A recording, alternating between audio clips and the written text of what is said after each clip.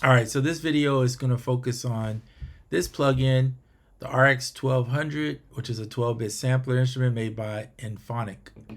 Inphonik, I like their stuff. I really do. I think it's really cool. The sound is really good, which is half the battle, right? Is getting the sound right. For a plugin, I think it's not bad at all. There are some limitations that it doesn't have. That sounds weird to say, but usually because you think of limited, and that is they didn't make it 10 seconds like the real SP1200. So you got to give up that, and there's no sequencer, which kind of makes sense because technically you're in a DAW using this, so what in the world would you need the sequencer on here for? I guess if you wanted to use it in standalone. And I know they say it's coming to iPad, so if it's coming to iPad, maybe they'll add some more stuff. Who knows? But I'm just showing it to you. You got 4 banks, 8 sounds per bank. You can switch the banks this way, or you can switch them just by clicking here. You have the tune, the decay, and the mix. You can switch here again or click here, adjust the tuning. The edit button allows you to edit the sample, start to end, right there on a one shot.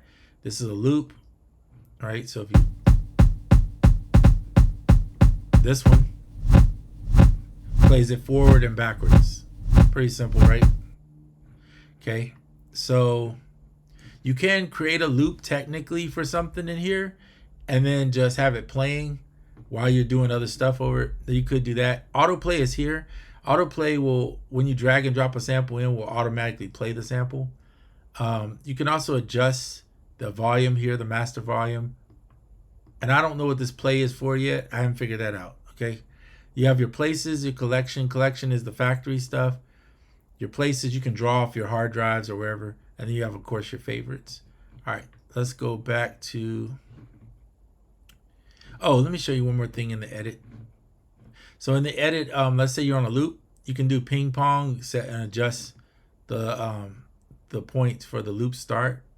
Not the start, but where they're ping pongs back and forth. So like if you did this sample and you wanted it here, maybe there.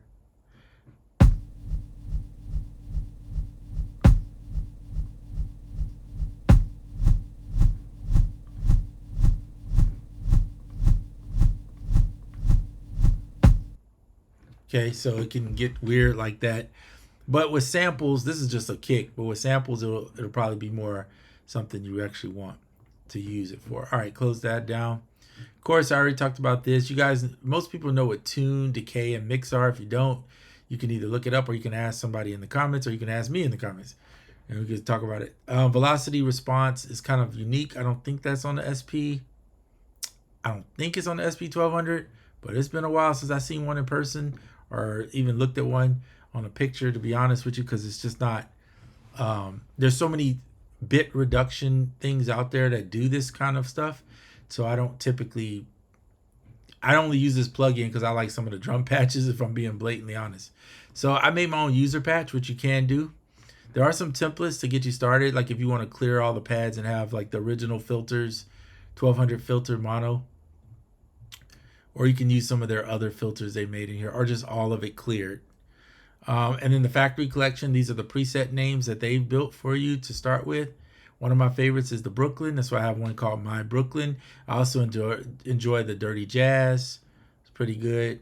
And then there's samples and kicks and stuff within these, but I usually don't use the samples. I'm primarily just using the kicks. If you want to preview one, let's say you pick the 1200 sound.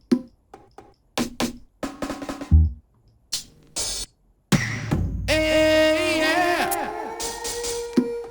These are the sounds right here. So each one of these colors represent, you know, a sound. If there's no colors on here, that means there's no sound. So it's pretty self-explanatory. All right, let's go back to my Brooklyn kit, which I don't use most of these sounds in here.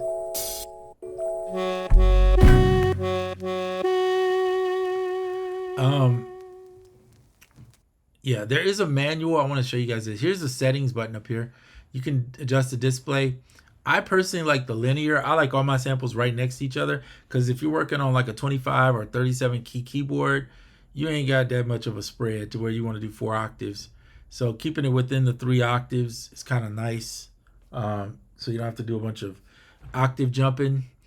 They do have a keyboard shortcut mode that you can enable now. That's on the latest one that they offer. And also, you can look at the content folder. You can do online PDF manual. You have an open page for support. So, and then you can change the channel's polyphony if you want to do that. I think if you do the channel polyphony, if I'm not mistaken, it allows you to play. I don't use it that much to remember rather. So let's say on the sample number, let me see.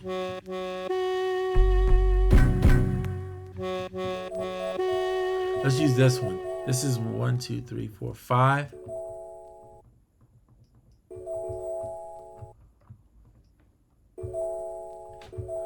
I think, if I'm not mistaken, there's a way,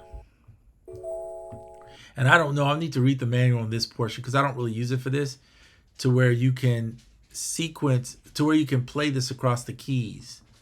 I may be wrong, but I think there is. That's why I think they put the channel polyphony on there. Anyway, don't quote me on it, but here's the manual if you want to read it. I looked through it when I first got it, but it's been a while, so I may look back at it just to see if there's a way to do that. All right, so channels, you got your stereo, mono, etc. You got your filters. They give you 3 filters, or you can just use off. You have your different speeds that you can place each sample on. You can fine tune a sample, right, if you want. You also have a gain, and then you have your out. So each out corresponds to a pad.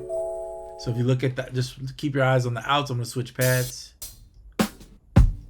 So that's pretty much self-explanatory too. If you go to the next one, the outs correspond to the pads.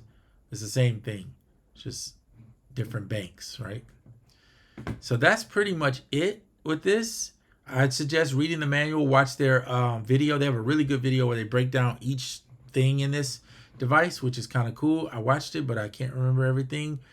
They do tell you the sample name, which I think is great to be able to see the sample name up there. I do know it's eventually coming to iPad. I don't know when. I'm not on the beta team, so I couldn't tell you anything anyway. But I'm not on the beta team, so I'm just like anybody else trying to wait and see what they do. I do wish they would add the sequencer into it, particularly because on the iPad, I think more so it's going to be one of those things where on the iPad, you would probably use the sequencer maybe a little bit more. Maybe you would, maybe you wouldn't. I don't know. Some people might just drop this into their AUM and then just record. That's my dog getting wild. Anyway, I'm going to end this video now. I wasn't going to make this video for long, but I do want to, one second. Tink. Oh, Lord have mercy. She heard a noise, so she's going to go crazy. All right, so I was going to try. I'll probably do this another time because now she's barking and I don't want to edit this video. So I'll be going right now.